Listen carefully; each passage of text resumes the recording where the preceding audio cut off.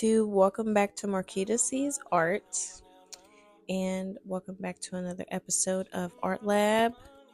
And in this video, I will be doing a portrait practice exercise, trying the technique out, and then showing you a little bit of what I do to wind down, and also me working on refreshing my space. So this exercise I got from Paint Coach. I'll have the video linked below to the exercise that I used for this video. So I decided to try it out using this picture, and I'm just doing a section of it since it's a pretty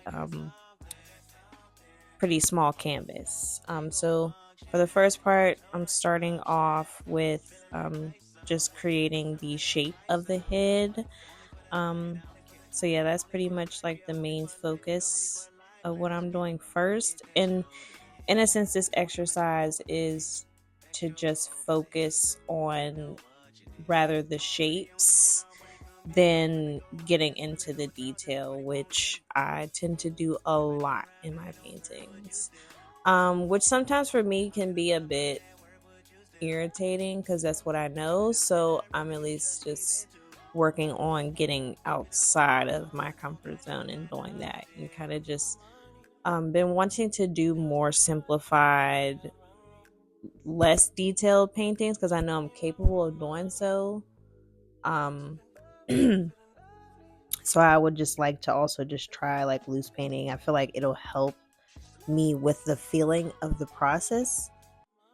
Okay, so after I block in the shadows, basically the next thing I work on is the transitional colors.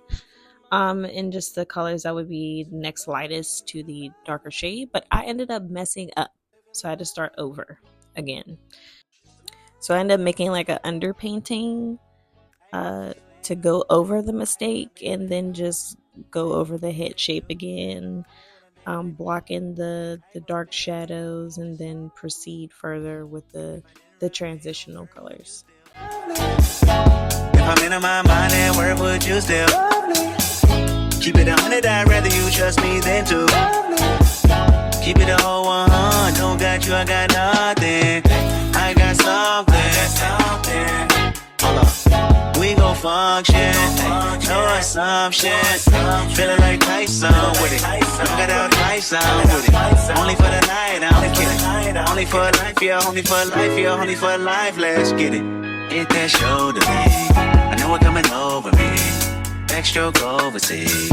I know what you need. Already on 10, I'm ready to come in. I'm feeling go out. This feeling don't drought. This party won't end. If I didn't ride blade on her, would you still? If I'm in my mind. Okay, so here, as I'm doing the transitional colors, I did a bit of blending with the dark shadow as well. So this part, I feel like I spent a lot of time on it because I really wanted to try to get to the closest color possible. So I kind of like redid it a few times, but I feel like it looked a little bit better this way as far as like matching the tones as close as possible. So I feel like I got pretty far with that. I do feel like my proportion was also off.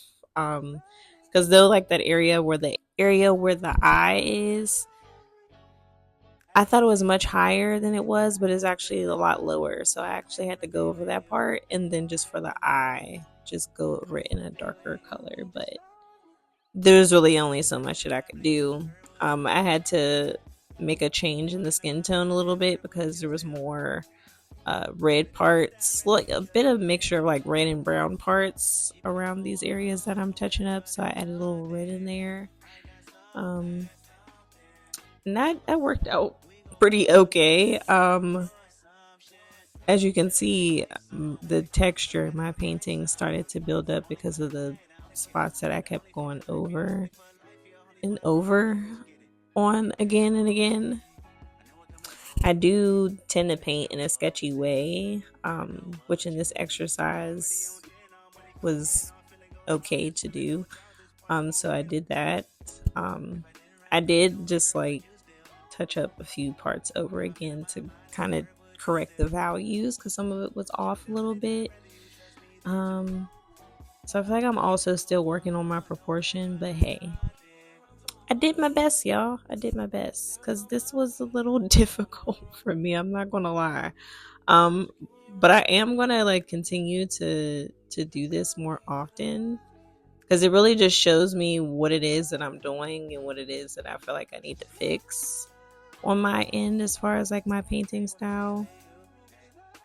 Because sometimes I could just be so focused on the imperfections of the painting to where it just like it's all over the place. But as you can see, I made so many more changes here. The skin tone is a lot different. I'm going in on the shadows again, so you can kind of see that, like, to me, I don't know about y'all, but to me, this kind of feels like a hot mess a little bit. But it's okay because at least I tried and I did my best. You know, I came onto this exercise just with open arms and just like I don't know how it's gonna go. I am afraid a little bit, but we're gonna see what happens. And this is what happened. Me making a lot of changes to the skin tones. Um, but I was also still just focusing on the shape of things. I kind of feel like some of those things were off, so I was also fixing that too. But once again, you see, I'm fixing the skin tone again. I should probably do an exercise on skin tones as well to kind of like help me out a little bit. Because I'm just like really always focused on getting the skin tones right. So it's like it's close, but there was so much for me to even get to that skin tone. so so like seeing me paint, like I can see that I typically tend to go into it with like starting off with like I guess you could say like a bit of a draft. And then once I go in like using the values, the highlights and shadows and stuff, then I'll kind of like touch base on some of them to correct any ones that might be off a little bit. Um, but sometimes when it comes to correcting the shadow, I tend to focus on the fact that the skin tone may not exactly match instead of really just focusing on the value and kind of just think about the skin tone later. Like as long as the values match, it's fine if the color is off a little bit. It's close enough, but the thing that really makes the painting is values. So I will say that's what I thought about, remembered, because I know I heard about it watching other YouTube videos about just focusing on the values. So, but yeah, overall, this is what the exercise painting looks like. I feel okay with it, but I obviously know I'm going to practice a little bit more. So I ended up doing another exercise for this, and I feel like it came out pretty nice. Like I feel like it made a huge difference, and I'm really excited about it. So it really helped me grow a little bit with just trying it again. But after that, I wind down, do a little bit of stretching, and my favorite thing that I really like to do is cleaning and organizing my space. It just relaxes me in just the most greatest way ever. It's just so I don't know how to describe it, but it's like if you know the feeling, you know the feeling of when you just rearrange a space and you just feel good about yourself. It's like when you walk out of a good movie and you feel like you was in it. You know what I mean? Like you're the main character. And I really enjoy rearranging my room, my environment, because I feel like it just gives an illusion on the new environment that I have. Though it's the same one, it's a little different for how things is placed. So it feels like a breath of fresh air. I'd like to know what your creative process or techniques might be, whether it's in portrait painting, painting in general, rearranging your space, winding down after a long day. What do you do to get through? Let me know. As you can see, I'm working on new projects, so don't forget that this Friday on the 31st, I will be having my website launch and blog post launch. You'll see more artwork and more things that I have to offer.